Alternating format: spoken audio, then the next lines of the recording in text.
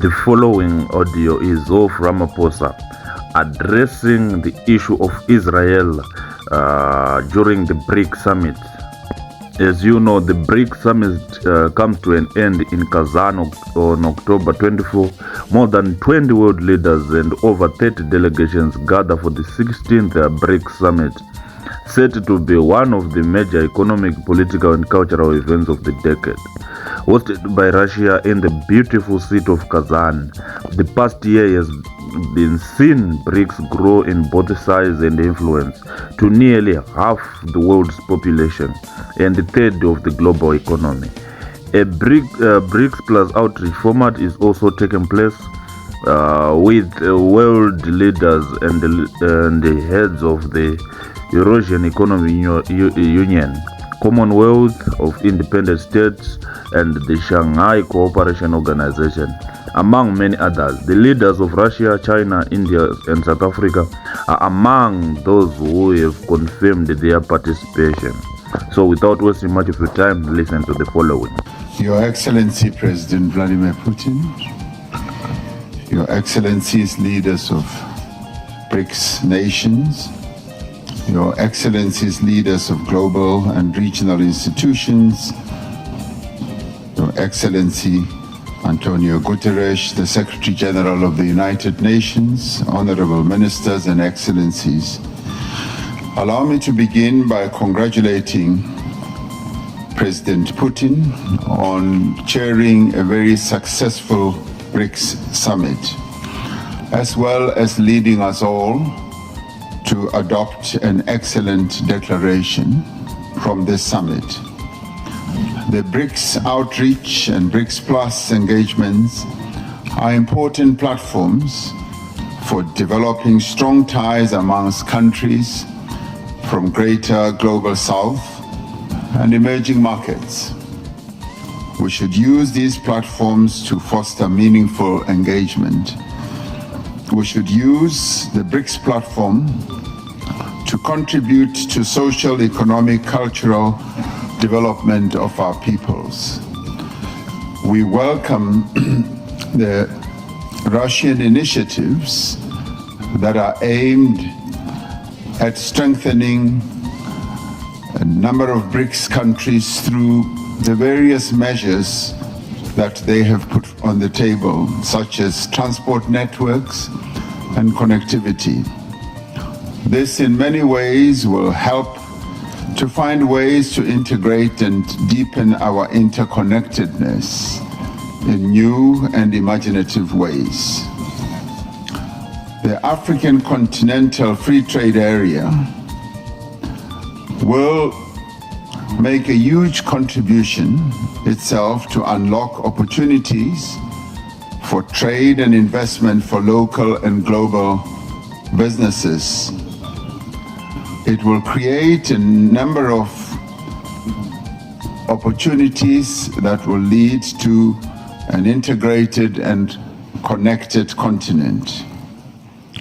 The Single African Air Transport Market is another flagship project of the African Union Agenda 2063. This is an initiative of the African Union to create a single unified air transport market in Africa to support the continent's economic integration.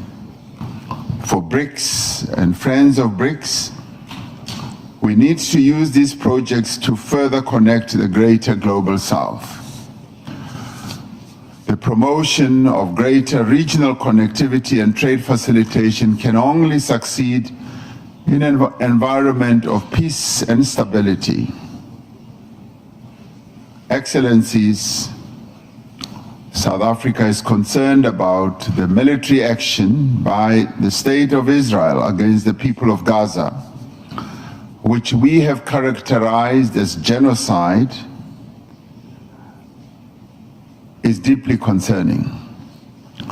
This genocide led South Africa to approach the International Court of Justice with a view to stopping the killing of innocent women and children in Gaza.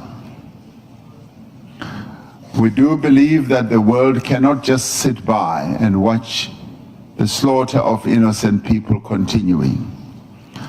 South Africa has been unwavering in its support towards all efforts aimed at the establishment of a viable Palestinian state, existing side by side in peace with Israel, within internationally recognized borders based on the 1967 borders, with East Jerusalem as its capital. And this would be in line with all UN resolutions, international law, and internationally agreed parameters. We do call on the international community and the United Nations Security Council to address this spiraling conflict. On our own continent, Africa, Sudan enters its second year of horrific conflict and devastation. This is another conflict that the world seems to have forgotten about. The protracted conflicts in the Sahel and Great Lakes regions in Africa persist. We must find lasting solutions to all these conflicts. We must remain committed to the peaceful resolution of all disputes through negotiation and inclusive dialogue. And we must safeguard the ability of states to pursue independent foreign policy. And we must safeguard the multilateral system, because it is the cornerstone of international relations that fosters an environment of peace and development. Existing global institutional mechanisms need to be both strengthened and reformed to play a constructive role in the international peace and security.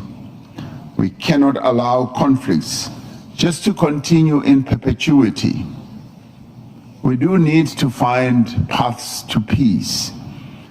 In our quest for a long, interconnected, just and prosperous world, we have the ability to foster an environment of peace through a focus on sustainable development.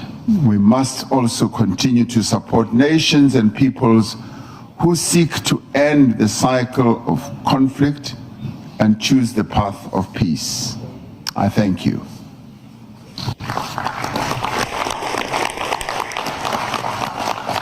Thank